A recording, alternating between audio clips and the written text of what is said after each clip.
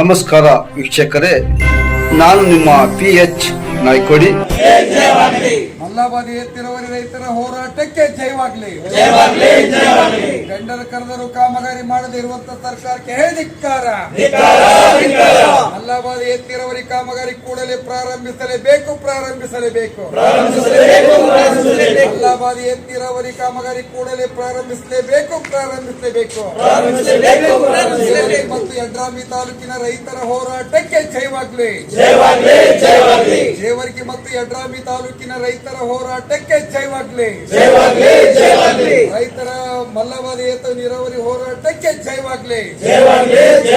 ಮಲ್ಲಬಾದಿ ಏತ ನೀರಾವರಿ ಕಾಮಗಾರಿ ಕೂಡಲೇ ಚಾಲು ಮಾಡಲೇಬೇಕು. ಮಲ್ಲಬಾದಿ ಏತ ನೀರಾವರಿ ಕಾಮಗಾರಿ ಕೂಡಲೇ ಚಾಲು ಮಾಡಲೇಬೇಕು.